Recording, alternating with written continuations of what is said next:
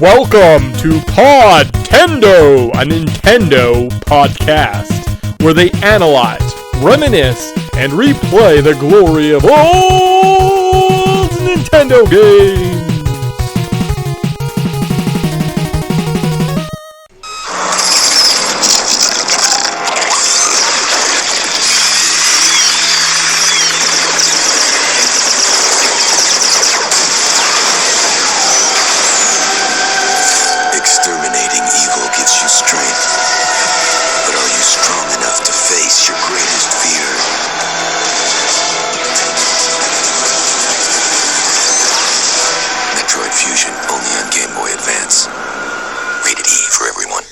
Hey guys, welcome back to the Podtendo Podcast, where we analyze, reminisce, replay the glory of old Nintendo games. We contacted on Twitter at Podtendo Podcast. Email us at podtendo@gmail.com. We're on Facebook, Instagram, maybe something else, YouTube. I think YouTube there's like maybe an ongoing Let's Play series and some shows that pop up randomly. So there you go. I'm your co-host, Mick. You can join me, find me on every episode with my lovely and talented co-host, Tyson. Nice. We're a review retrospective Let's Play pop culture show. That's everything I have to say. Yeah, we got through that all in one go. That's very impressive. I think we have an interesting game on our hands. Pre-talk kind of sounds like we're actually divided for a change. Which is going to be interesting because, I mean, sometimes I play the champion of the game and Tyson hates on things. I might hate on this game today, so it's pretty exciting. Yeah, very exciting. Oh no, I forgot about the Wayback Machine. I really hope I have a charged phone. Alright, well, wish me luck, everyone. Wish me luck. Well, we'll see how it goes. We can stall until that thing gets fully charged in case we need to, because we're known for our side tangents. And I feel like the Metroid series, we could kind of go off on the side tangent because just like, it's funny how we've given a lot of love to like Zelda and Mario and like Final Fantasy over the years, but like our Metroid, we're like, you just get episodes. We're not going to do like a big old season finale for you. Yeah, I mean, I also don't really understand what spawned these Metroid games, to be exact. Like, they come out, we have a schedule, we go through, we play them all. Why were we so inclined to play both Game Boy Advanced Metroid games back to back? Yeah, and I feel like that might have influenced where you're at right now, because you can definitely get very Metroided out, because you've also just played Dread, so this is your third Metroid game this year. Oh, and I just started playing, finished Hollow Knight congruently while I was playing these games. And we just did Castlevania last year, yeah. So in the span of like a year, you've completed several. Since October 6th. I think this is almost my 6th. So I've played 5 Metroidvania type games. Yeah. So I feel like we always have a theme underlying it, and it's this style of game can definitely wear on you because it can kind of be a bit unforgiving and repetitive, but not for a good sake. Yeah. Well, anyways, so what Tyson was alluding to, we were playing Metroid Fusion, which is the first release, but the second Game Boy Advance game that we're talking about in kind of our two little series of shows, and almost wraps up the 2D Metroid experience. Like, I guess Dread falls into that category, but other than that, I think we've hit them all. We've got Returns, we've got the number 2 remake, we've got the original, we've got Super, we've got both these guys. In theory, if we did Dread, we could just have every 2D Metroid game done. Yeah, well, and I think that rounds out the mainline series. There's still the Prime series to work our way through. Yeah. We're going to have fun with the first 2 of that series. I hear the third one's kind of mixed, but... Yeah, no, it's... maybe take a break. I mean, it'll be different, change of pace, because it's a third-person 3D open world kind of experience. So it's a little bit different, right? And I think a lot of the things from this game work well in 3D spaces. We'll get into that at some point. But I think we got to get through the show proper before we talk too much, give away our hands. We got to have some type of poker face.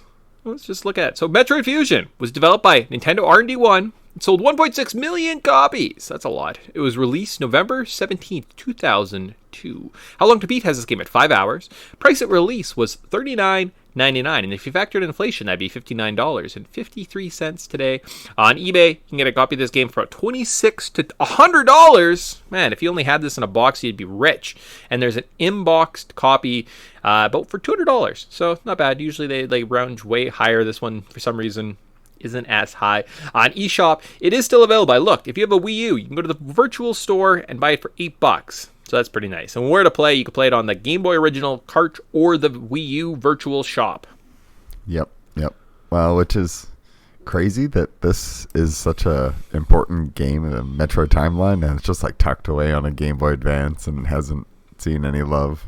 Not only that, but like I'm pretty sure Metroid Prime comes out at the same time. So this is literally released congruently to say, hey, here's a console release, here's a handheld release, buy both. Make sure you got your Game Boy and your Game Boy or your GameCube because they work hand in hand with each other. So you're putting a big investment. So like Prime is probably what you want because it's the big, shiny, brand new toy on kind of the cool new console, and the handheld market's secondary. So yeah, like it's just so strange that it's such an important title and it's tucked away in such an unimportant time in the console's life, right? So yeah, and I think that like Metroid had like an 8-year break because what was the game before this? Like Super Metroid in '94. Yeah, that's crazy. It's like absolutely. Like, here's 8 years of a break, and then here's 2 games. One of them's a handheld, and it's, like, super important to the timeline. And here's Prime, which is the shiny new one that everybody wants to play and gets rave reviews. I think it may have won Game of the Year for a few awards when there was, like, 6 million Game Award things going on. But, yeah, it was, like, very interesting that like, this main, very, very important game, kind of divisive game, I guess. Yeah. What? Look at this. Metroid Other M. So, I'm very side tangent. On eBay, though, $25 for, like, the box with the manual and the disc.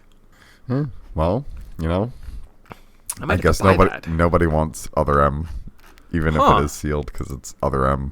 I'm just saying, like, other games that we have to play, because I think I have access to everything else. Just Other M would be the hard one to find. But I was like, well, for $25, I might just buy that. Yeah, no, bizarre. But let's get back into, I guess, the pop cultural landscapes. We'll start there. We'll jump into our patented Wayback Machine, and we'll just discuss kind of what was going on. So maybe you're alive at this point, and you can say, oh, I tell you exactly what I was doing this week, right? There's some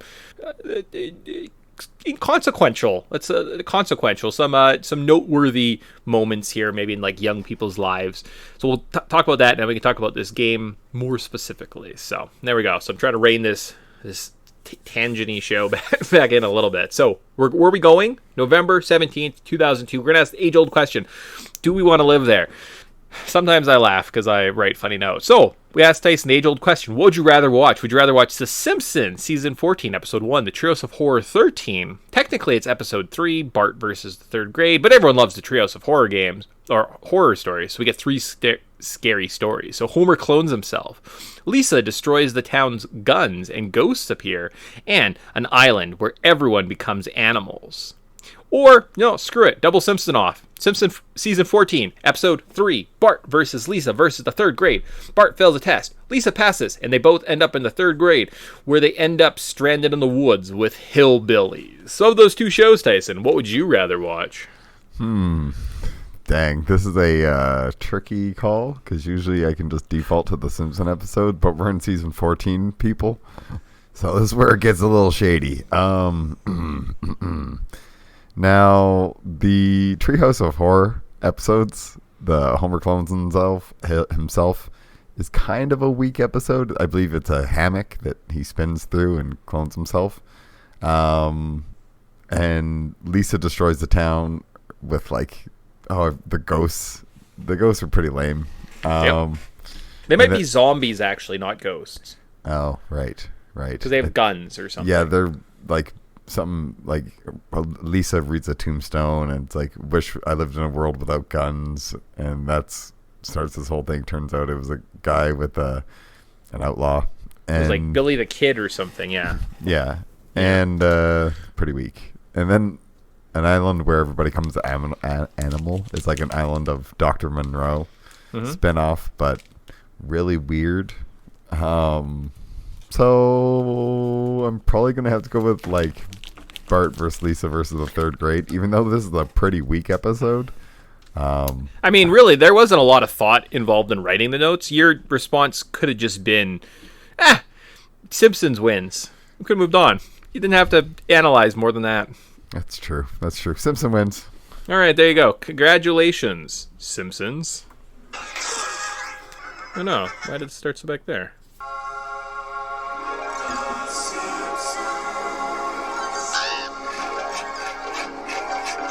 Yeah, good job, Simpsons. I didn't think you'd pull it off, but you did. I nailed it. It's not bad. Maybe other TV shows you could be watching is The Wire, Firefly, The Shield, Monk, and 8 Simple Rules. Yeah, go outside, have fun.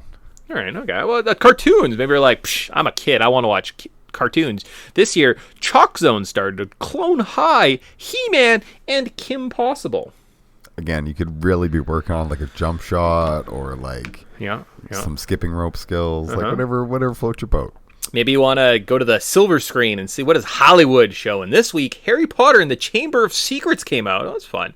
Still in theaters, you could see I Spy, The Santa Claus 2, and 8 Mile. Wow. And if you waited a week or two, you could see Treasure Planet or Die Another Day.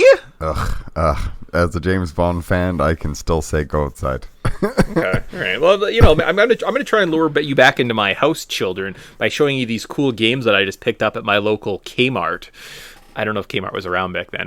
So we could have Contra Advanced, Alien Wars. There you go. Spyro, Enter the Dragonfly. Ratchet and Clank, Metal Gear Solid 2, Substance.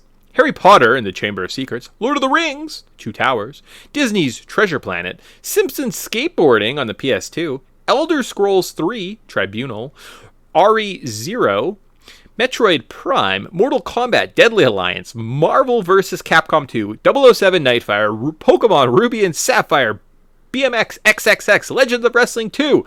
That's too many games for 1 month. That is a pile of games. Yeah, I guess this is where you're gonna be spending your time. Screw TV, screw movies, screw cartoons. Just play video games. You have like 8 to get through. Yeah. Hopefully your parents saved up all your allowances for you, because my goodness, this is a pile. 2002. Who are you? I really hope that you're backing the. I don't even know, like a sports team that would be good then. Who'd be good in the football season? The LA Rams? Is this like the Greatest Show on Turf season? I have no idea. All right. Well, we can't help you. We're back in time and we're trying to biff you. We're trying to give you a sports almanac, but we can't do it. But maybe the top 3 songs will spark that in our memories and help us remember somehow. Maybe you could have backed the production of a movie or something, like the hit movie of this year that is influential in everyone's life, where the song comes from Justin to Kelly. And of course, the number 1 song is A Moment Like This by Kelly.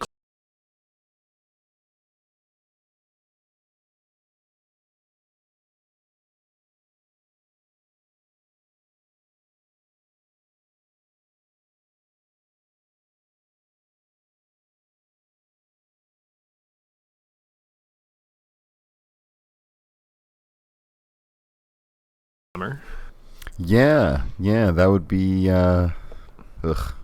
reality TV show is starting. Yes. This is where Tyson became a jaded child. I can already just tell. Oh, I spelt it wrong. That's what happened. I mean, there's a chance that maybe something good happens. I can't find this next song. I'm looking for Dilemma by Nelly, but when I search Dilemma by Nelly, nothing happens. Dilemma. Is that not a song? Oh, no, found it.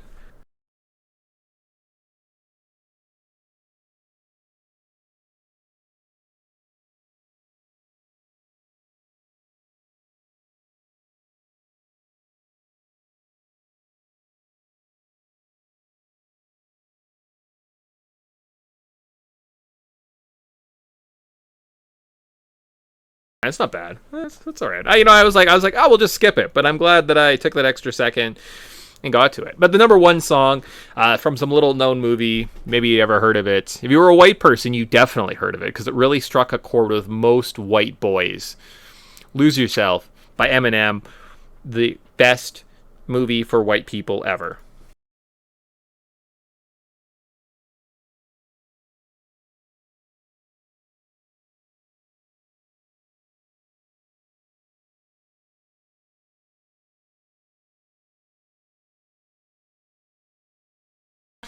You know it. You know what happens. Yeah. Eventually, Weird Al goes on to write a parody version of it, Couch Potato. It's one of the biggest songs in the country. Weird Al Yankovic is a god. Yeah. Everybody remembers the Mom Spaghetti line from Eminem, but everybody truly wants to. Everybody, when you're singing the song, if you do sing it, you have to sing the Weird Al version. It's just Flintstones on the TV already. Wilma and Betty. No Virgin at Channel Surfing, and I'm HD ready. Yep. All right. Okay. Classic.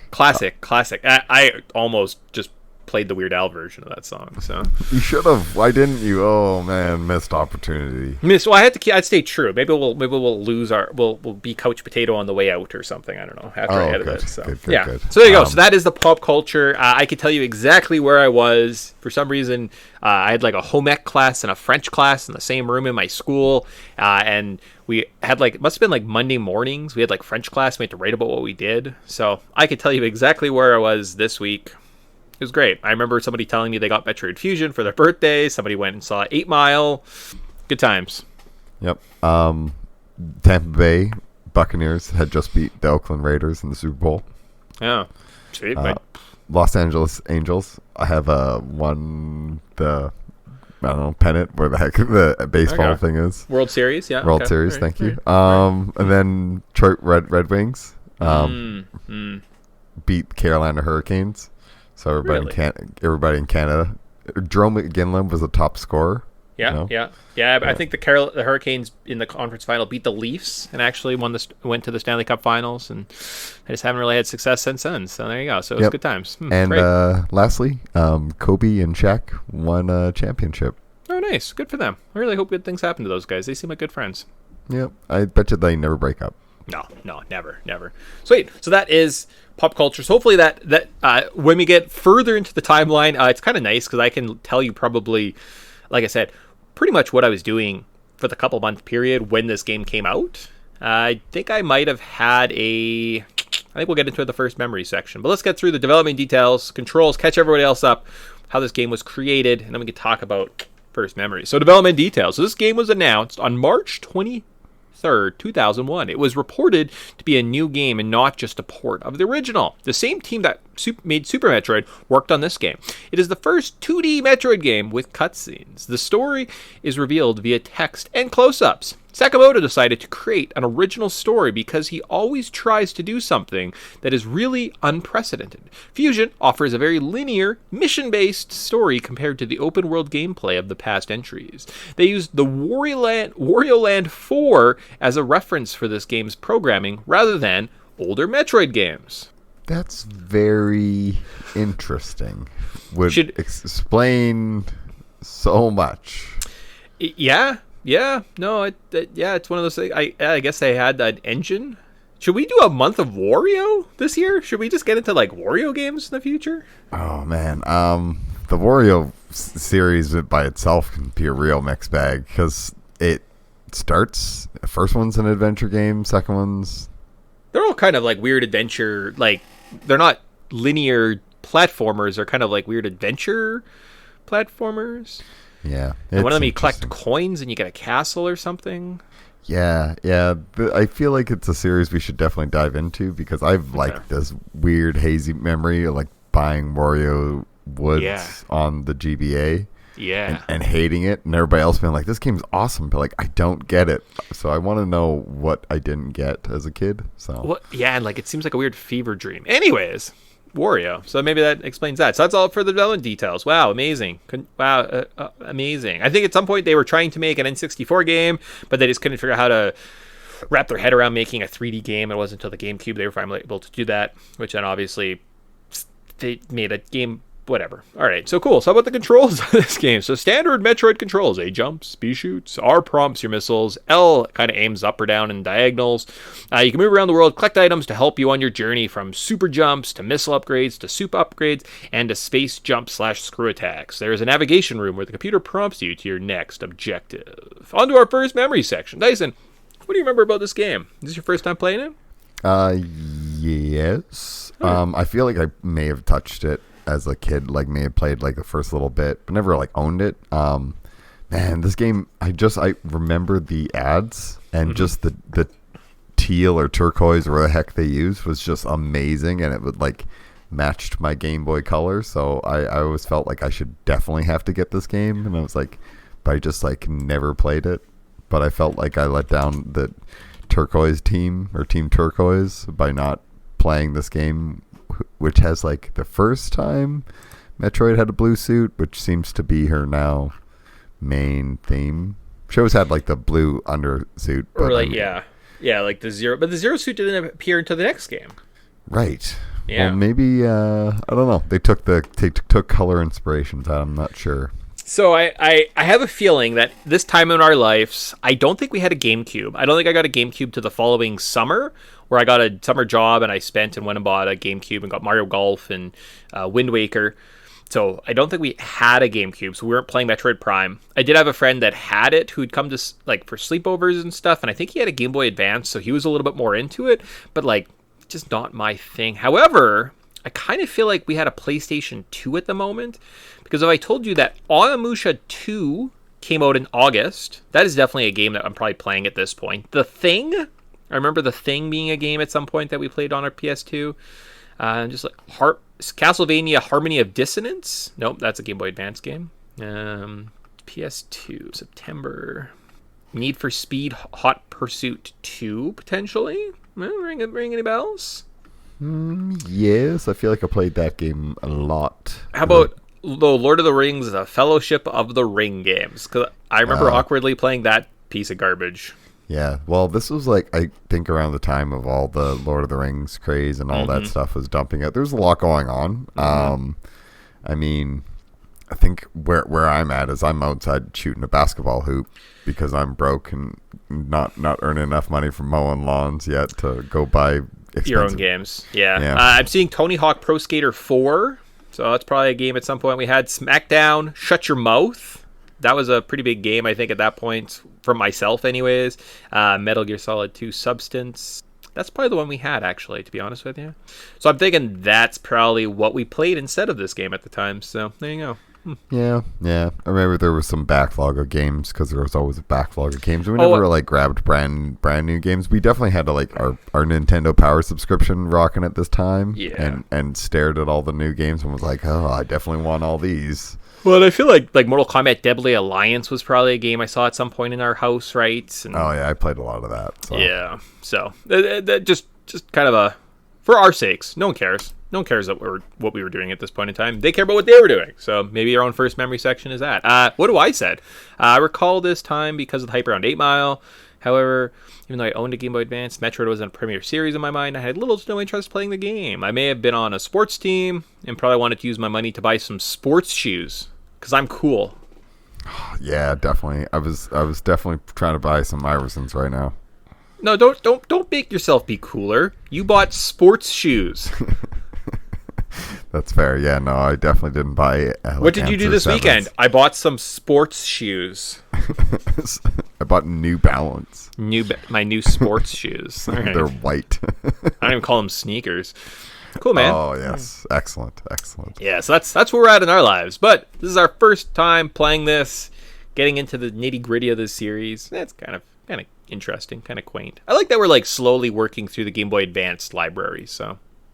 It's a big library, like, and this game, like, I feel like we had the Game Boy Advance for forever. Anyone ever asks, like, what, like, I always see these questions on Twitter. People are like, of all the old Nintendo games, what would you have a full library of? Game Boy Advance is the correct answer.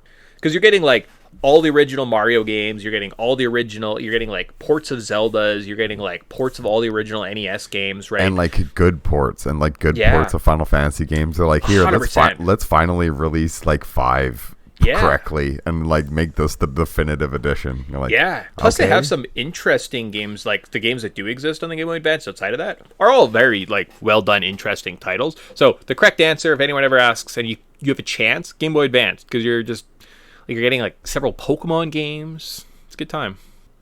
Yeah, and getting a massive library. And honestly, like I wish that old style, like that old like slab brick kind of thing with like, I don't know. I remember my black Game Boy Advanced, and I love that thing. I just wish it had a better screen.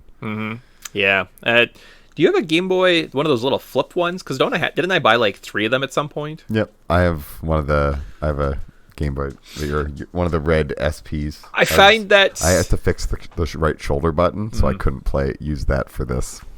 Yeah, and I find that they went through cycles, and there was a while they were just like Game Boy Advance and Game Boys were going on sale on like my local secondary market all the time, and I was buying them up for like $30-$40, and now those things are double the price, right? So yep, well, it's usually how it goes. People have their fads, so they want to buy these things and then end up collecting them and realizing like, why did I buy this? I will willingly take a loss so I can clear out my crap from my house. Yeah, sweet. Okay, so that is all the backstory that we need. We spent 30 minutes talking about nothing.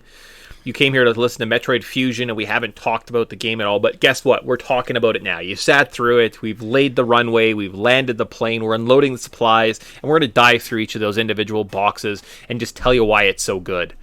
Yep. You got some color commentary, but let's get into it. All right, so the story of this fun game. So you follow a research team on SR-388 to look for Metroids. During a mission, you are attacked by a space parasite, but recover. While traveling through space, your ship encounters an issue and self-destructs. Stupid sentences. You are ejected, recovered by the research team, and your infected suit is removed from your body. However, some of your suit is now fused to you. You awake on a research station after receiving a cure and are requested to investigate an explosion. Ooh, scary. Yeah. I love the actual like story presentation in this game. Like it's neat. Like actually reading everything. Basically, like they have to call in Samus again to deal with these Metroids, and she gets infected, and it's like this really like bleak and like beginning, and you kind of like, for me, like that's how you do a sequel to like a game like that's a great entry. It's like, well, you need the up. trope, right? You need the trope. How did Samus lose all her powers from the last game, which I think in this case was Super Metroid? Yes. So how does she lose all her stuff from Super Metroid? She gets this virus. She gets sick.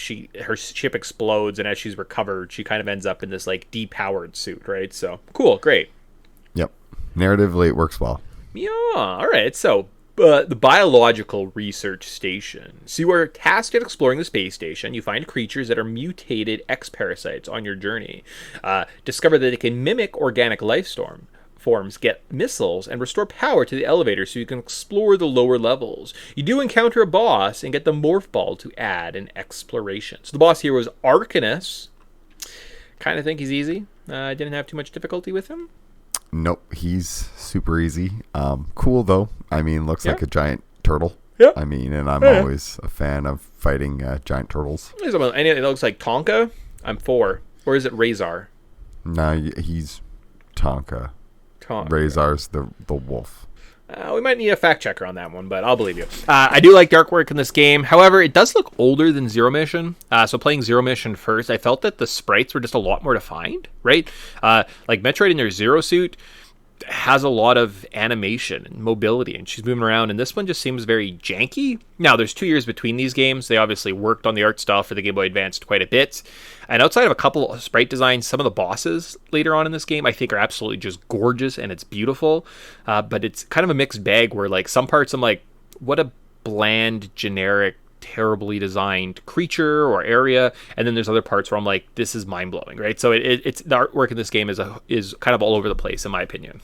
Yeah, well, and so on the Game Boy Advance, like being just further along in a hardware cycle, you end up being benefiting just by people learning to work with the hardware better, because the GBA wasn't backlit. Early Game Boy Advance games actually were very prone to like them cranking up the gamma and cranking up the color saturation just so it would contrast better with the non-backlit screen, so you could see what was going on, which makes sense. So it worked better with the hardware, but now when you use that even ported to newer systems or whatever, that color correction's not there, so it just looks like messy kind of thing. Like when you play an old retro game on like modern TV, it kind of has like a really soft look to it, so it look you can't really define it. It's not what you saw when you were a kid, but there's workarounds for this. But yeah, definitely playing Zero Mission then playing this, you're like, well, there's night and day difference. Like you can't in 2 years these developers learned a lot, but I think it's still a very awesome, fun, cool little world. And I'm just like, my only comment is just Zero Mission looks a lot cleaner, and they obviously have it perfected, and this has some moments of pure brilliance, and I'm like, I can't believe some of the sprites in this game are just so beautiful. And then there's other parts where I'm like, it looks like holdovers from, say, the Game Boy or like the Super Nintendo era, right? Like they didn't really get to take that leap, right? Yeah, that's my only point. Like, for sure. It looks good, but like there are some points where I'm like, leave something to be desired. But on to Section 2, the hunt is on. So off to Sector 1. We are tasked with destroying the X-parasites that are blocking the atmosphere/exhaust system. After they are removed, we get to head to Sector 2. All right, so it's a very basic entry level. Yeah. I mean, you hunt down these little parasites and you absorb them. That's how you gain health, because obviously you've been infected with that, and now your suit's just different. So it's a little bit different, but super linear at this. Like this whole game's super linear. Don't just try not to divert too much from the task at hand, and you'll be all right. So we're on to Section 4.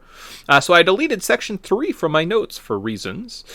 You now are in Section 2. You can move through the techno jungle area. You can unlock the blue doors, get power bombs, fight a boss, and get the high jump boots. The boss here is a purple squid thing.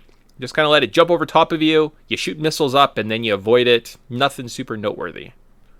Yeah, getting the timing down and the aiming up is a little bit tricky because it feels like you can only get like one missile off. So just take your time. Don't rush. There's no time in this game until there is an actual time limit. So just go slow. Don't try to like force multiple shots, because you'll just take extra damage and you don't have the energy tanks. So no, it's kind of early on. Just take your time. Not too super hard yet. On to Section 5, the Water Dragon. So after the boss fight, you can escape the area, see the SAX, your now possessed power suit, walking around, and it is kind of scary.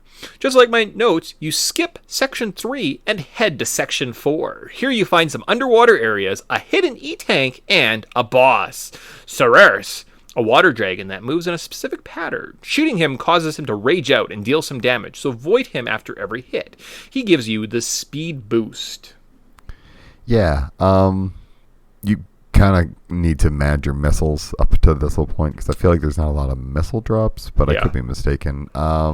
I think I was doing okay with missiles. Like, I maybe I'm wrong, but I think also if you don't spam them with this boss, and this boss, because he moves in kind of like a spiral pattern around the room, you just have to like wait your time. I think I found when he did his big loops, you could like kind of hit him as soon as he appeared on the screen. If you were looking the right way, you could shoot him, and then basically you're just avoiding him. So yeah, that's fair. Yeah, I always find that my biggest issue in this game is patience, trying to do too much, try to connect twice right away. And I know that's a strategy for like other games, but maybe I should just not accept that. I think in this one, take games. your time. It's a good old Metro formula, right? There's some easily explorable areas, super hard boss fight that you need to like fight 6 times and lose every time before you win, right? Yeah. And it's noticeable in this game. It's still hard when you beat them. In later games, and one of my, I don't know, I have a theory that in Metroid Dread, they actually programmed the game to make some bosses almost unbeatable the first, let's say, like 4 encounters, and then once you've played them 5 or like 4 times, all of a sudden the game like unlocks like an easy mode and allows you to beat the boss, to like create like a false sense of like overachievement and difficulty. I think there's like a sliding, and I haven't gone back and tested my theory out, but I feel like there's like a sliding difficulty where like bosses are almost unbeatable the first couple times through. Yeah, I've always felt that way. Well, But like, there's examples, not so much in this game example, but like in Metroid Dread, where like bosses are like like you can't beat them, like they're untouchable, and then all of a sudden you go back to fight them, and all of a sudden now they don't spam that one attack anymore, and like a couple hits and they go down to like their next phase, and you're like, that's weird. I definitely felt like you were harder 5 minutes ago. There's a couple Gears of War games that are very prevalent in my mind for that exact reason, where I feel like these quote unquote glitches are intentional. Where a character will just like magically can't get around this barrier that they could easily just run up and smash you in the face a million times, and you're like, okay, sure. Like, I'll appreciate that this game can't replicate the exact same thing a million times, even though that it's easily capable of doing that. All right. So there's my crazy conspiracy. Part 6. It's getting warmer. So you're on your way to drain the water, and then you make your way out of Sector 3.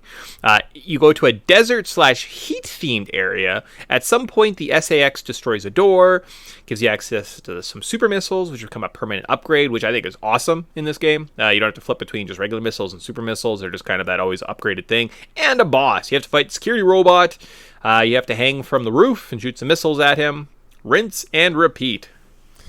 Yeah, this one's not even an interesting boss. You just hang on the roof and aim down. When he shoots these little like balls to the side that like have these fire kind of pillars come out, so you just climb over and stay on top of the balls, and then you never get hit. Yeah. Right. Yeah. Pretty easy. Just shoot them with missiles. I think it's just patience. I think maybe this one took me 1 or 2 attempts, because the second time I just cheesed into a system where I was like, easy. But on to Section 7. So don't be afraid of the dark.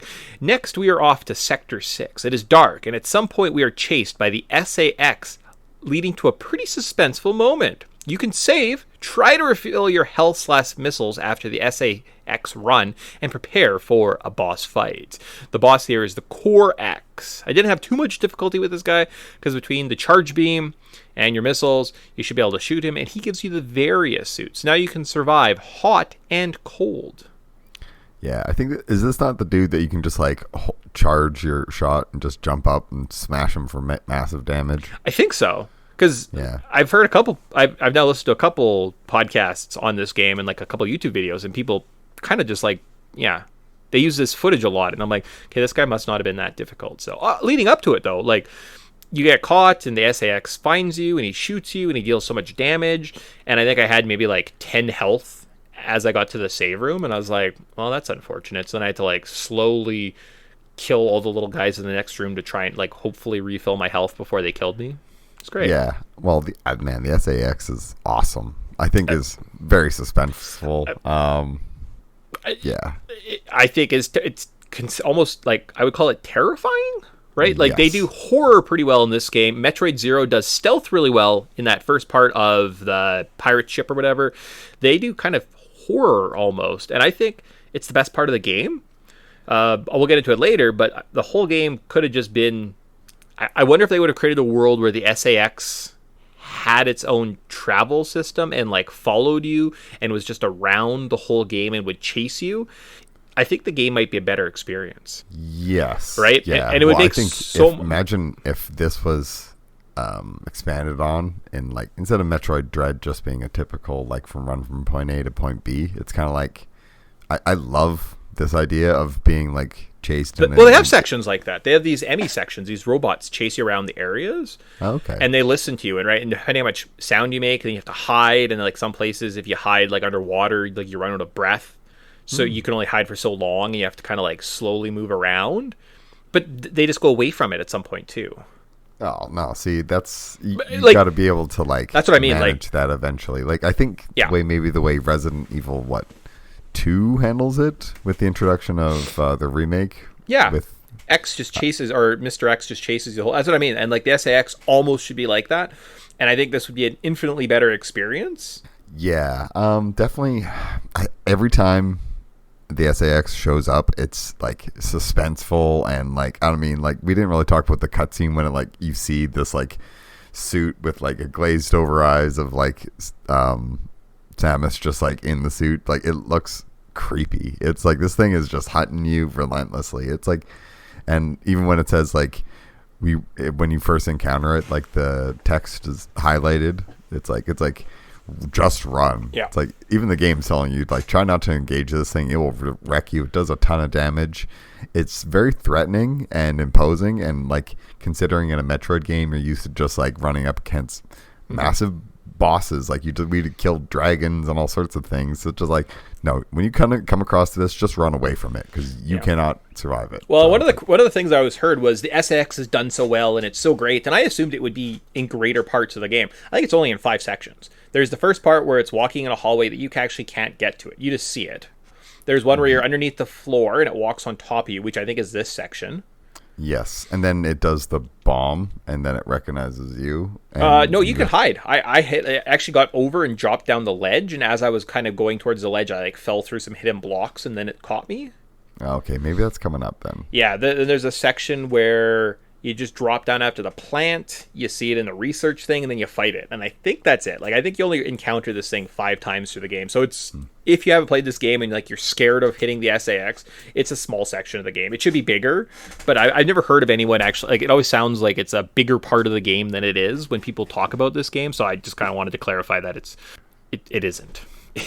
Right. Yeah, no, it's cool, but it's definitely wish it was more of this game. It should have been more, done a little bit better. Cool, great experience. I'm going to give them a tip of the cap because they did some nice work. So dive Section 8 into the deep freeze. Afterwards, we can head back to Sector 5, unlock the yellow doors. As far as I can tell, there was no boss. We are prompted to head back to Sector 3, race against a clock to get to an X-Parasite and shut down the self-destruct sequence, or whatever the timer was counting down to. Yes. There's like one of the parasites actually starts the system, which is kind of interesting. Well, they start evolving, right? They become people, and then they start taking memories, and then they start understanding parts of the ship, and it's almost like it's trying to corral you around the ship to unlock doors for it so it can get into different areas, right? And it's kind of a weird entity. And as you get farther in the game, the parasites start like being more self-aware, and they start understanding you, and they start kind of like, at one point before you get the Varia suit, they become ice particles because they know they can kill you because you're super susceptible to cold, right? So it's kind of neat. Yeah, it kind of makes them like almost like this sentient thing you're battling against, but almost it's not super pronounced in the game. But it's kind of when you're running around, it kind of gives you something to think about. Yeah. Oh, and it kind of subverts your expectations a little bit because of how it grows, and then as well as at some point the computer navigation system is telling you to go places, and as you leave, all of a sudden it talks to Star Command, and they're like, "Oh, does she suspect everything?" And she's like, "No, I don't think she knows what we're up to." And I was like, "Oh, I see. They're the bad guys, right?"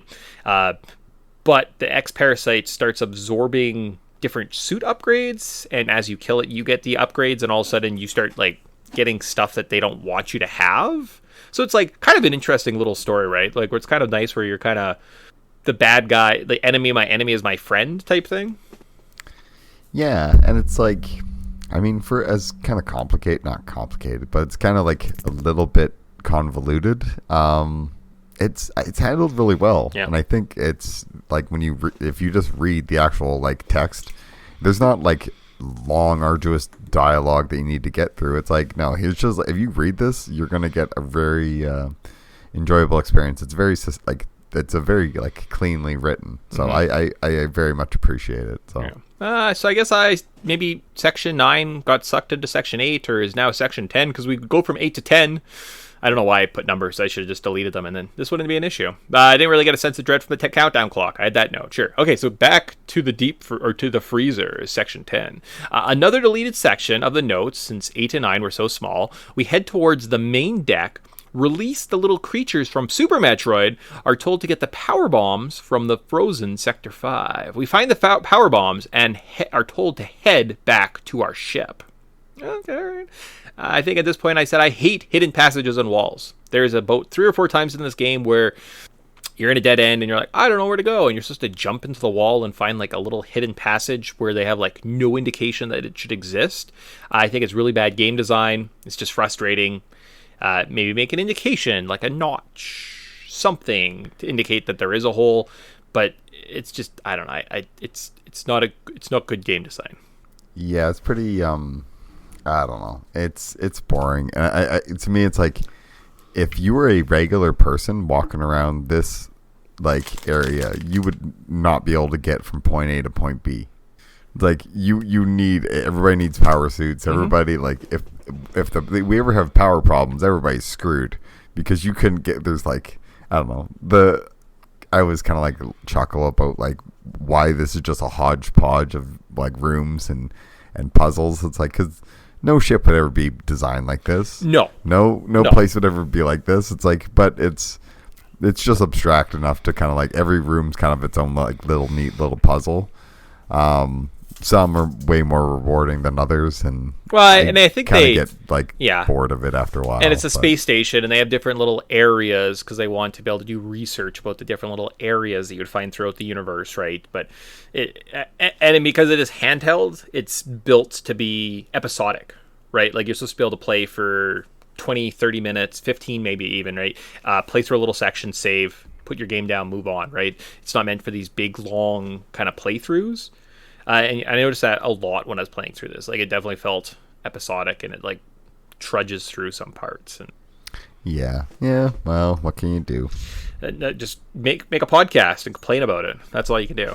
Well, don't. That's what we're doing. So you find your own thing. Listen to ours. Draw a picture to express your feelings. There you go. So on to section 11, Tangled Twists. So we find a creature. The creatures that we saved from Super Metroid, because apparently that's the canon ending, have stored aboard our ship. And we're like, oh, that's fun. We get to explore why the research vessel has lost power. Oh, I think because at this point, the elevator stops, and we have to like kind of take this sneaking route. And we get to our ship, and then we have to go into this area that has a bunch of vines. And in this area, we find the best boss in the game. Well, one of them. The spider boss. He's very annoying. I died several times. And it's not just like save room boss. It's like save room, go through an area, a bunch of hallways. Then you get to the boss. If he grabs you, you can get kind of just stuck in this loop where he just kills you. Because he kind of grabs you, brings you up to the ceiling, smashes into the floor. And then you like spawn back and he grabs you and does that repeatedly until you die. It's awesome. Yeah. And geez, he doesn't even need to do that. The amount of damage that you take in this game is ridiculous. Like it seems like every little enemy will just chew off chunks of your health. Did you I would sometimes die just walking around because like the little flying wasp hit me too many times, right? And I'd look and all of a sudden I'd have none of my bars full and I had like 6 health and I was like, what the heck? Oh, totally. And you end up like being paranoid and just like spamming the charge button and just blasting at every little thing because you're like, I don't want to take any damage because you just have to. It's just like it. I know the Dark Souls genre is like really popular. Like nowadays, it's like man, Metroid was like Dark Souls back in the day. It was just kind of like unforgiving. Oh, and 100%. Without all the easily explained walkthroughs and maps and everything, it's like this would be a nightmare to figure out as a kid. Yeah, no, it like really really tough. When you're done this section, so I found that if you kind of went to the corner, he would kind of like do that thing where he like floated around the room and like bounced off the walls. If you hit the corner, typically he wouldn't be able to grab you, which is great. His like little, I don't know, head would pop out. He could shoot him with missiles. At some point he lost his legs and became just a spinning head. I just stood in the corner and spammed missiles and kind of kept him up in the air so I could beat him. Great. I got space jump, was able to get out of here. Make sure to save. If you're playing on an emulator, make a save state, find a save room, save. Do not do anything else because as you're trying to leave this area, you start going towards like a back door to Sector 2, and you run into the SAX. And if you haven't saved, he kills you. And then you have to redo the spider boss, and you hate your life. Yikes.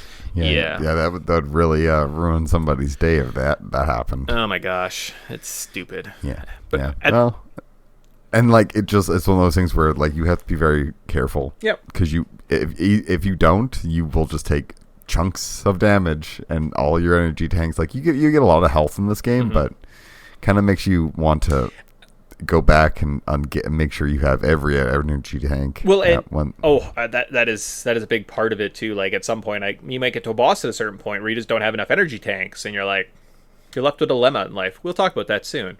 But what was the other point? Oh, and when you kill guys here, you get like little X parasites spawn of them. So other games, you'd kill an enemy and you just get health upgrades, right? There'd just be little blinking health tanks. You grab them, you're held.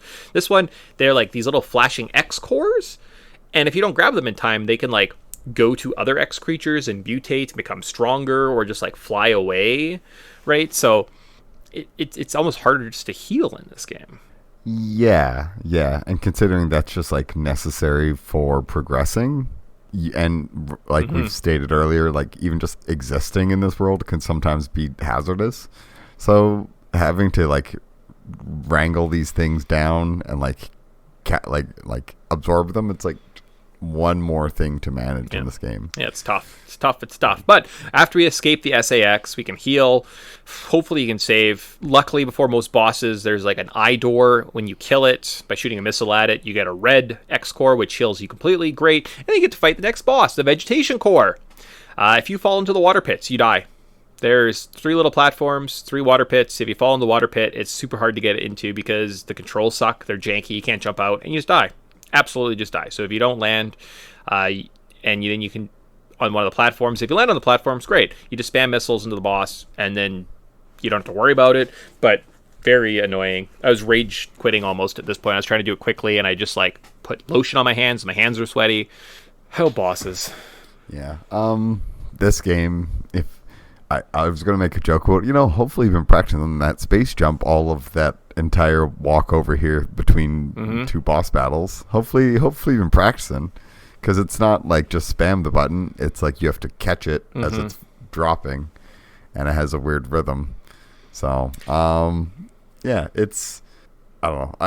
I didn't mind this area, but I was also not really in a rush. So I had some time to get stuck on an area, and then just like, I think I fell behind. So we were playing kind of games at the same pace. I was a little bit ahead, and then I paused and picked up Hollow Knight. Well, Hollow Knight took like 2 weeks of my life. All I was doing, I was playing that game for like an hour to 2 hours every single day. I was like heavily dove into that game, and I think I just kind of fell behind. So then I was like panicking trying to play this game. So part of my frustration too is my own, I wasn't able to stay up to date with my schedule. So yeah, that artificial schedule that we made ourselves. Yeah. I'm like, well, we have to record now because this show is due in 2 weeks, and I have to like edit it, and it'll take me 10 minutes. Oh yeah, never mind. I don't have to be a crazy person. Anyway, so so after you shoot a bunch of missiles into it, it just starts shooting missiles back at you. It's either high or low, so you just kind of stand up and jump over the beams. Not super hard. The X core here, you can't just shoot it all the time. You have to wait for its eye to open before you hit it, so it's kind of tough. But I think it gives you the plasma beam, so that's pretty exciting. Yeah, and the weapon upgrades makes you feel like you're just a beast shooting like all the missiles, just all the missiles, and I had a lot of fun because I got past the idea of like, I'm not gonna save anything. I'm just gonna like just go all out. I have arsenal. I will farm when I have to farm. There's even spots that like if you just like touch them, they'll refill everything. You're like, I'm just dumping everything I have. So you know what? If they survive, and I also went out of my way to grab all the energy tanks because I suck at Metroid games. So I've learned my lesson. This being only my second one this year. Okay, so. Nice. Yeah, I did not grab as many energy tanks. I had lots of missiles, and I used them without, like, I almost basically just held the missile down, and they became my random shot, because usually I could, like, fully recharge before I'd ever run out, and I had about 150 missiles. I don't think any more than that in this game, so.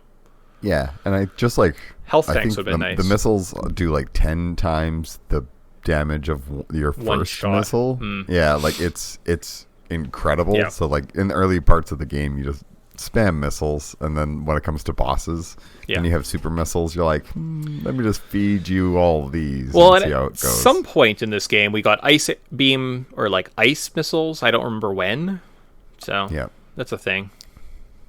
Yeah, there's a lot of upgrades. Oh, so many, like pretty much every boss, and like you go to a new area and you just fight a guy and you get a new upgrade. So I didn't write them all down. Anyway, so on to section 12. We're only 16 sections, so we're almost there. Called The Nightmare. We head back to sector 5. Something has just destroyed this area. Something is really bad here. And we have to fight through some water areas. And there's some space pirates that become like mermaids. Cool. And then we fight the boss, Nightmare. He has 2 forms and controls gravities. You have to kind of destroy his underbelly target before attacking his like derpy face. And you get the gravity suit, so you can move underwater. Yeah, he's a giant robot.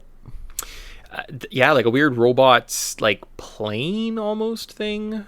Yeah, He's really tough. I quit the game at this point. I did it. I said, fuck this game. Fuck it. I found some cheats online, gave myself invincibility, and beat him that way. So I didn't have enough energy upgrades to fight this boss. I had maybe like 6 or 7. Oh, yeah, no. And there was one time it took 2 of my 6 health. So I had 4 left after I destroyed his just to get to his face. And like it would have taken very meticulous save stating to beat this boss at this point, or I had to go back and I don't know how many tanks or like upgrades could you have had at this point? 12. So I probably had to go back and explore the whole up to this game and get every single energy tank just to stand a chance. And I was like, nah, I can't do it. Like there's so many energy tanks that there's like you get 2 rows. Yeah. How many's in a row? I think I had a full row. Okay, so I had 6. Yeah, and that's why I was like, oh no, because you just like I said, like the enemies in this game just chunk massive parts of your health. Like, if you take like 3 shots, or like sometimes you just get the invincibility frames, just like aren't really a big thing. You kind of just like flash for like half a second, and that's all you get. Yeah. So you can just watch like massive chunks of your health and energy bars just drain away before you can even get to a safe spot. Yeah. So I totally understand if you didn't have all the energy tanks, because they're also sometimes like the biggest pain in the butt to get. So yeah, so I beat him with my cheats, moved on to the next area with my gravity suit, and then I thought I got stuck. So I think I maybe like replayed it and did. Anyways, I cheated at this point. I hadn't used cheats before. So, I mean, I beat the game. I also was trying to do this yesterday, and like it was like 5 o'clock in the afternoon, and I was like, we're going to record today. I have to get going. So, again, kind of screwed myself on that one. We're on to section 13, deep sea diving. So you can now escape Sector 4, explore an underwater section that makes you believe you soft locked the game, which is awesome.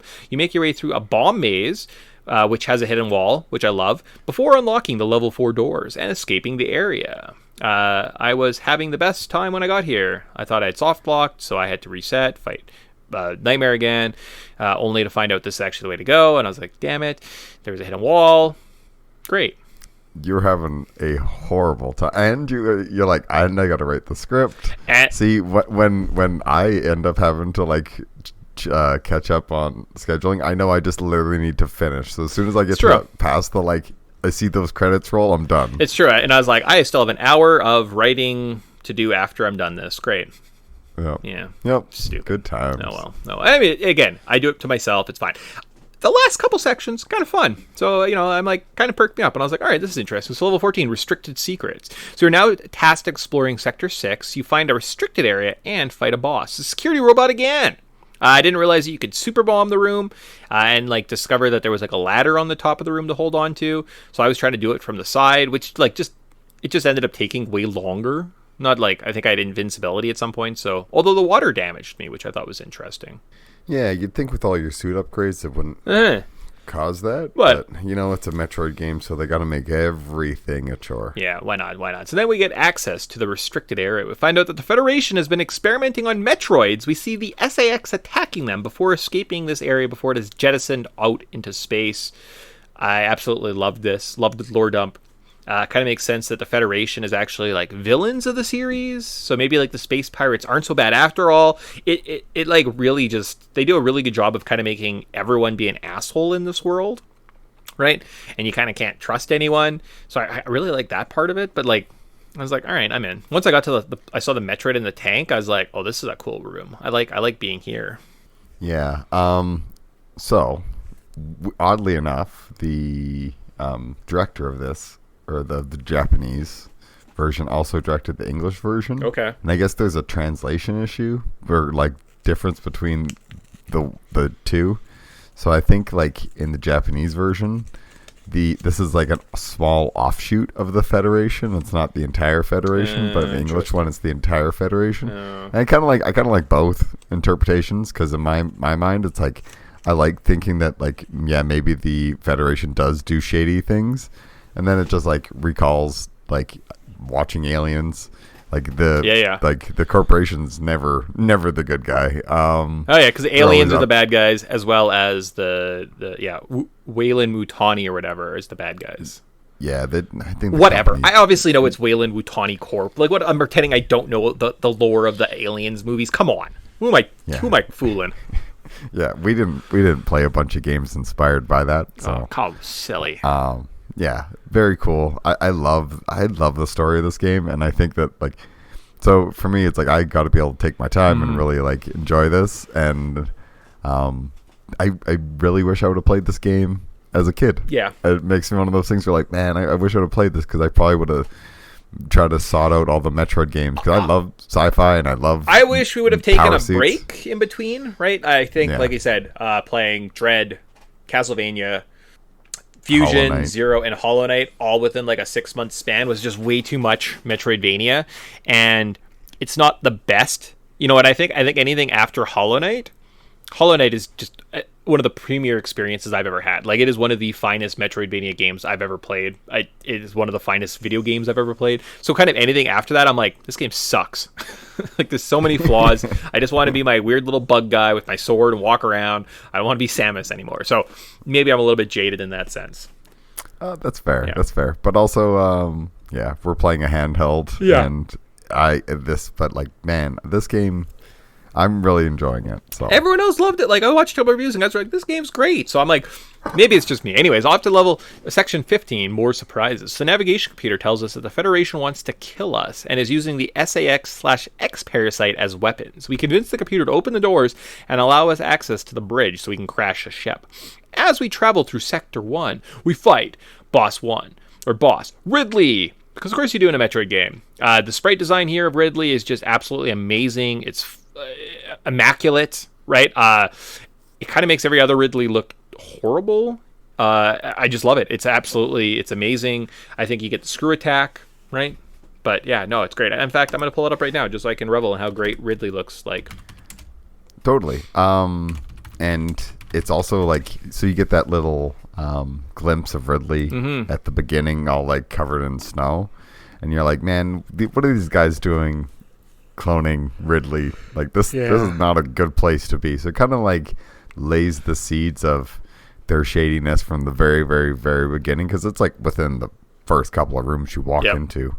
And yeah, you're like, you knew this was coming, but definitely one of the best Ridley's encounters. But I've just pulled up the sprite, brings a smile to my face. I think it's great. So before we can head to the navigation room, however, though, we have to fight the SAX. So you have to fight her with your charge beam.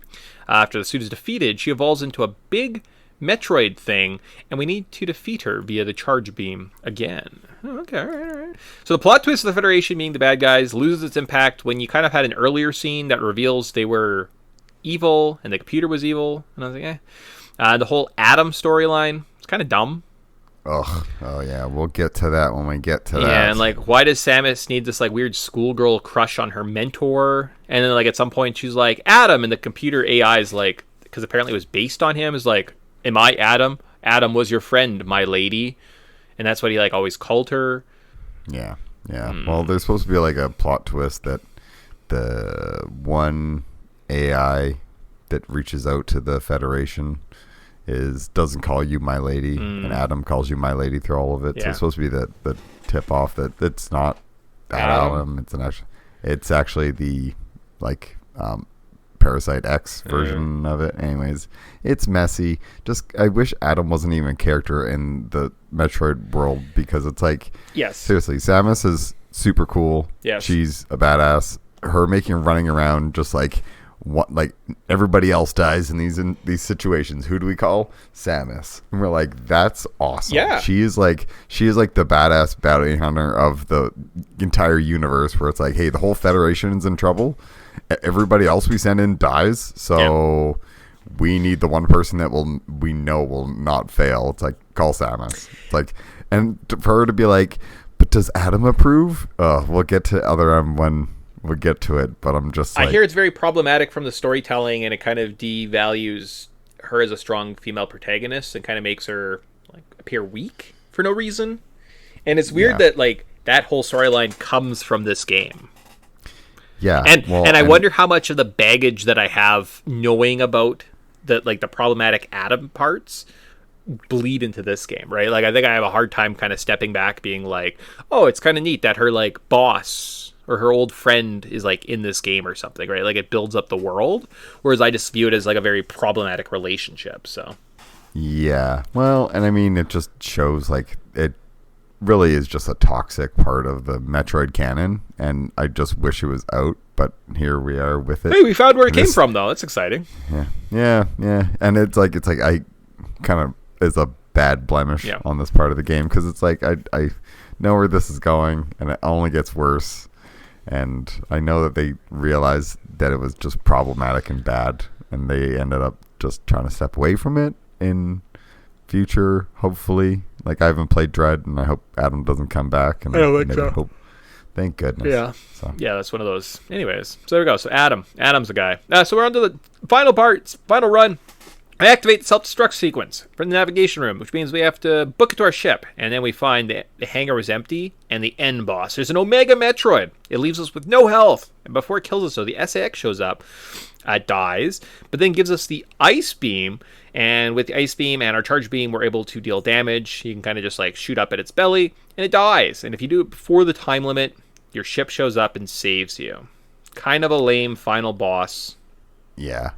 I feel like I wish the graphics was better, because I feel like there's a very cool version of the scene where essentially Samus just is Kamehamehaing this Omega Metroid until oblivion, and you're like, I want to see this. So yeah, nice. Okay, so that's it. So that's the game done.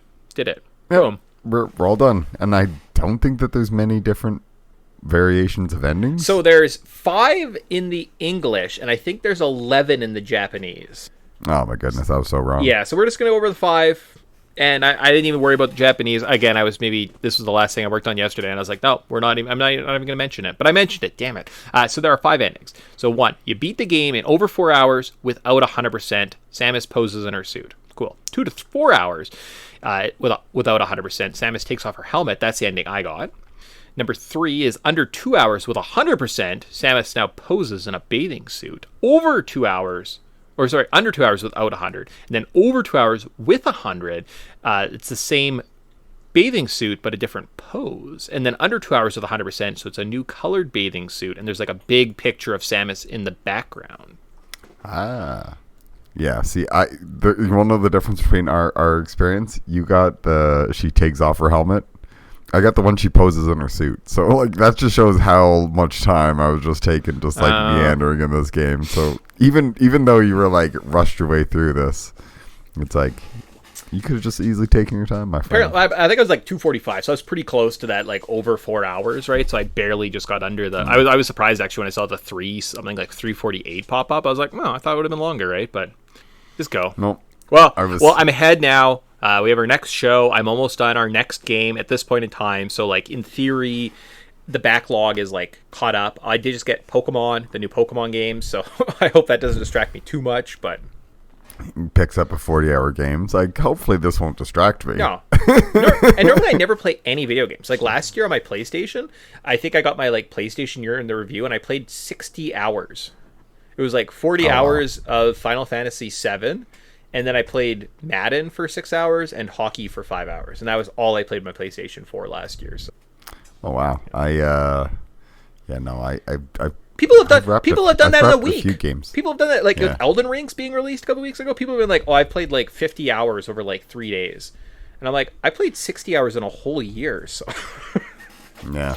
Well, it's like people who dump 50 or 60 hours into a game into a week, and you're like, I question your life. Yeah, I mean, like, obviously I do other stuff. Do you not have animals? Do you not have loved ones? Do you not have a workout schedule? Yeah. What's your work schedule look like? Like, Tyson is describing most of my life. It's walk the dog twice, work out, and that's like 4 hours of your day. So great.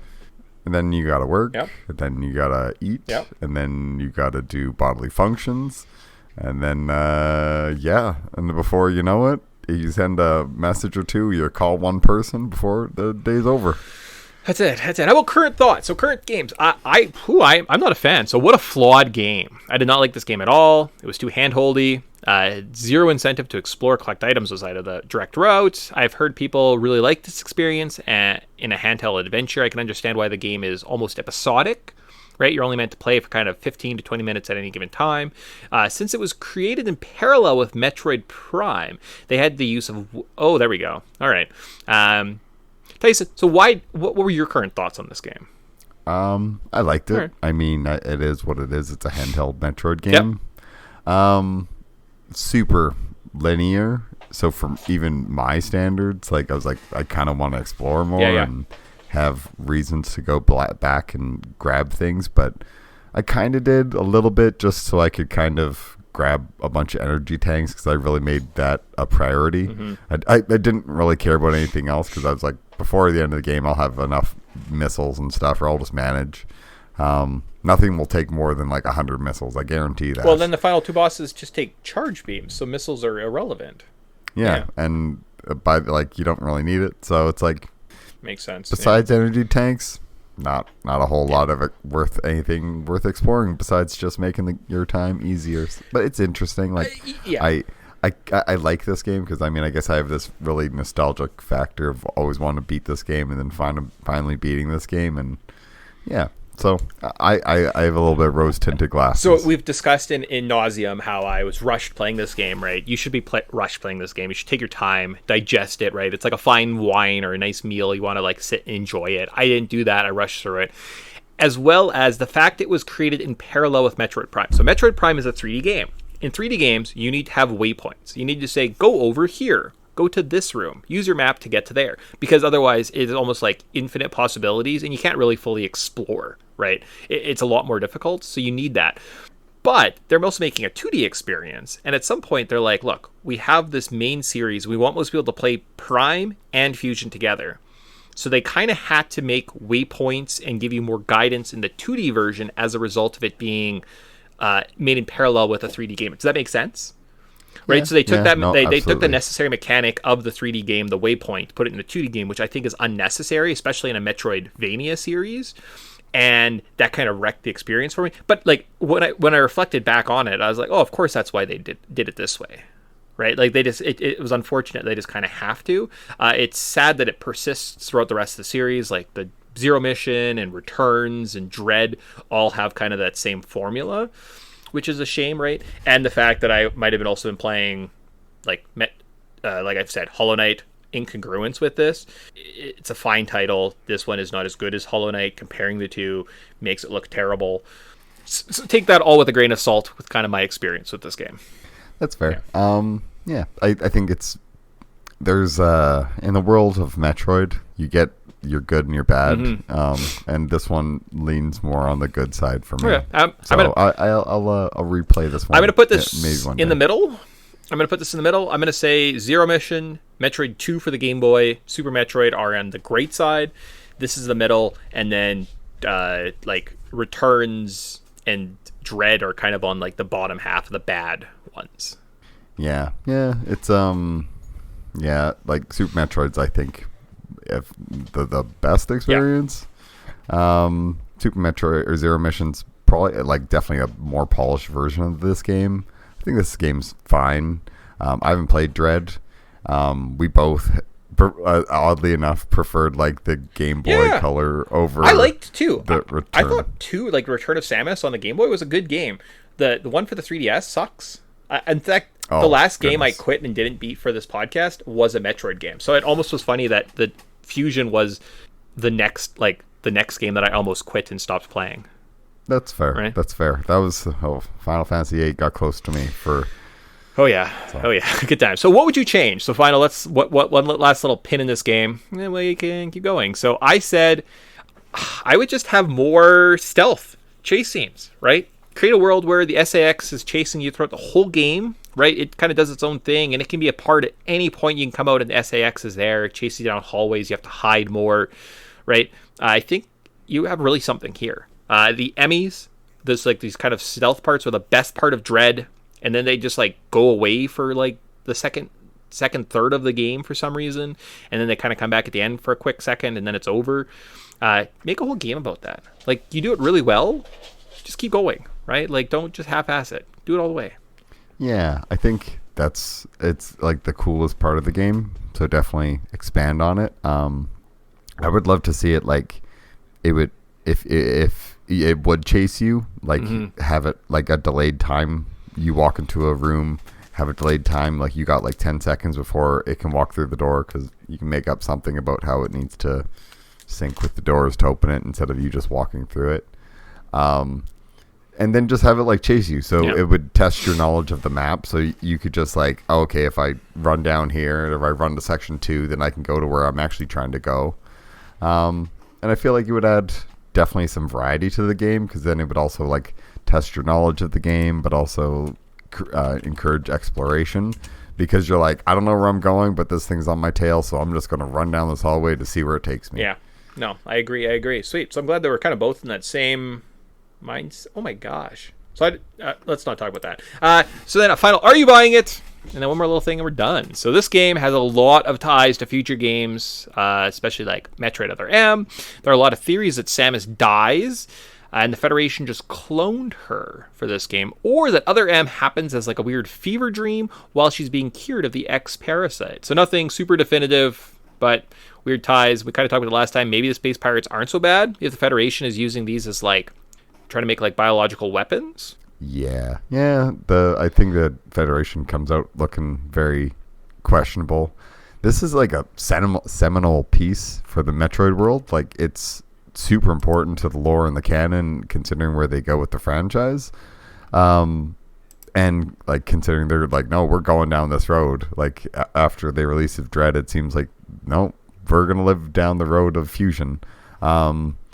And I don't know, Other M just really messed up, completely murkied the waters. So it's just this franchise has this huge hurdle to go over, and they, instead of doing a hard reset, they're like, no, we're doubling down. Yeah, and I'm excited to buy Metroid Prime Trilogy. Sorry, I'm like obviously looking. It's all good. I'm excited to buy Metroid M on eBay after this. $25 seems like a good deal. So I'll better buy it before this goes up, or that price will double. Oh, that's what I'm thinking. Like, remember the Metroid Prime Trilogy that came out on the Wii? Yeah. Man, I remember seeing that one time in a store and thinking like, I should really buy that. It was like $80 or something, and then it went away, and I just never saw it again. It's a shame. Now it's like over $100 for it. It's one of those things where it's like, same with the Wii Mario All-Stars packs. They were literally a wall at Best Buy. And then you're like, I'll grab these next time. And then there was a never again. Mario. They just recalled them and never took them. Yeah. They were in that red box. Yeah. I have a copy. You can get one for $7. Look at that. Well, there you go. Maybe they recalled them but didn't burn them. I think, so I approve. The red box is like a little bit more. But yeah, you can just get like the basic Wii one for, that one's $60. Jesus. Okay. All right. So final cultural significance. This is long. An hour and 20 minutes. It's so long that you're shopping. That's what I'm thinking. I'm like, I'm kind of hungry, kind of bored. I could do some shopping. All right. So focus. Cultural significance. Boom. And now we're out of here. So in this section, we look at game tropes, marketing tactics, interesting stories, talk about how this game relates, go with examples, tie it all back together in the end. This game title works as a double entendre, both as a mechanic in the game, you fuse with the Metroid DNA, but also you can fuse your Game Boy Advance with the GameCube to heighten the experience. So, Nintendo has this weird fascination at this point with making you own both systems and having 3 friends that also have Game Boy Advances and games to get full experiences. So let's look at the GameCube / Game Boy Advance links and see if there are some other weirdos out there. All right, so at one point, they had the GameCube. They also had these link cables with your Game Boy Advance. So if you had 3 other friends that had Game Boy Advance with games, you could all have these like big, massive experiences. It's these weird things that are like lost in time. Yeah, weird niche combinations that made you want to buy accessories. 'Cause I remember the GameCube accessory. It was like the Super Game Boy, but for the GameCube using Game Boy Advance. And there was that too. There was a click-on thing to the bottom of your thing that you could play like Game Boy Advance games via your very, very weird hardware at this point. Anyway, so the first one, Final Fantasy Crystal Chronicles. You need a Game Boy Advance to unlock multiplayer mode. So you can't just have 4 controllers. No, that'd be silly. Instead of a controller, they want you to have your own individual Game Boy Advance to plug in. Yes. And actually, like, oddly enough, we had Game Boy Advance and we had Crystal Chronicles, and we never did this. I don't think we had the link, because I think the link cable was still another $30. Like, it was just insane, absolutely just insane that they got away with this. Harry Potter and the Chamber of Secrets. You can play a sliding puzzle on the Game Boy Advance to unlock secret areas in the GameCube version. That sounds terrible. All right, a lot of money just to get like, oh, you opened a chest. Oh, congratulations! Look at this secret room, and you can see a picture of Hermione with a Snape. I don't know if that. I think that's a guy. Harry Potter, Harvest Moon, Friends of Mineral Town, and Wonderful Life. You unlock items in either game. Oh, see, now this is the most scumbaggy thing. It's like you need the link table and the other thing just to unlock this special item. Would you rather have microtransactions? Yes. Yeah. Because a microtransaction is like, here's $15. They're like, no, you need a Game Boy Advance. Yeah. Probably the like pocket or like the Game Boy Advance version, as well as the cable. That will come to $200 there, sir. And you're like, bite me. I'm not doing that just so I can literally unlock a new cow. Yeah, it's like, this is useless. Yeah. How about Zelda 4 Swords Adventures? So you need to have 4 Game Boys, have this link cable that all mix together and plug into each other. 3 Game Boy Advance, 3 copies of A Link to the Past and 4 Swords Adventures, and then you can sit with your friends and play through this weird adventure that is kind of lost to time. I don't know if you can actually emulate it properly anymore, but 4 Swords Adventures, one of those Zelda games you may never get to play. Yeah, well, for good reason. Let this trend die. I wonder if you could do it 2, because I have enough Game Boy Advances here, and I have at least 1 copy. And if you only need 1 copy, we could actually do this if we got some link cables. That's kind of cool. That's true. Yeah. That's true. How about Wind Waker? So the Tingle Tuner shows you hints and secrets if you have Game Boy Advance connected to it. Oh, interesting. The best one I think I've ever heard, Madden 03. You can use it as a scoreboard if you plug your Game Boy Advance into your copy of Madden 03. That is such a Madden solution. It's like, what's the laziest thing we can do? Scoreboard. Like, does it show you stats? No, just the scoreboard. Oh. Just the scoreboard. It literally will just... You mean that thing that's in the corner of the screen? Yeah. Oh, great. Awesome. Metroid Prime / Fusion, you can unlock the Zero suit in the original game. See? More unlockables. Yeah, that's the best. How about Pokemon Gale of Darkness / Ruby and Sapphire? You can transfer your Pokemon. Yeah, well, I don't know. What are your opinions on Pokemon trading? I just don't care. Yeah. Me, it's like, we're going to create customer interaction. You're like, nah, you just lock stuff out of a game. Yeah, have I spent like $30 of my life on Pokebanks several times so I can like move Pokemon from one game to another so I don't delete them? Yes. Do I care? No. So why do I do it? I don't know. All right. Glad we got to the bottom. Yeah, no, because whatever the last game we played, I bought the Pokebank, so I moved all my Pokemon, reset my game. I think it was Alpha Sapphire, whatever those ones were, the Omega and Ruby ones.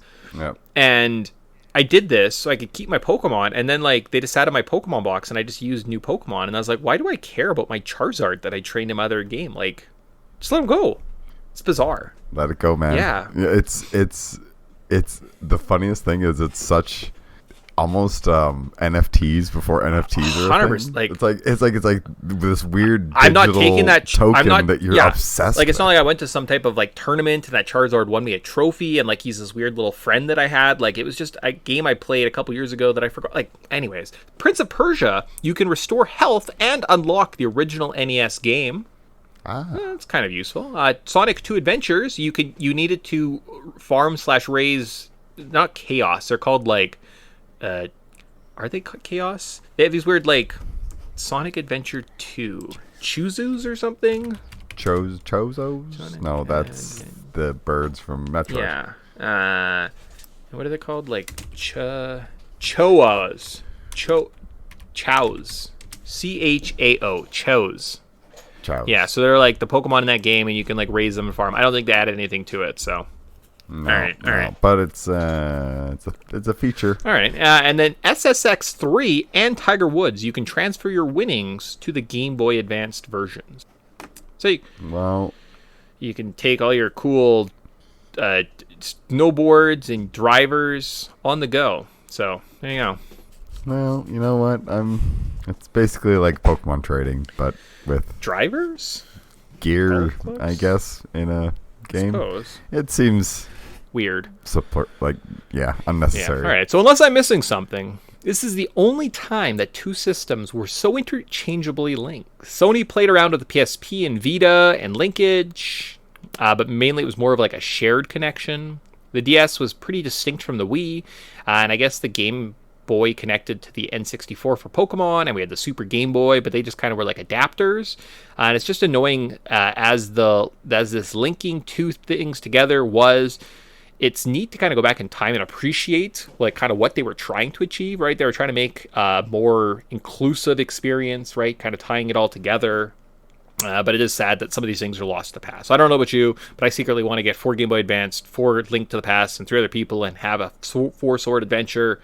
I don't want to unlock a new suit in Metroid games, though, so maybe this isn't culturally significant. Oh.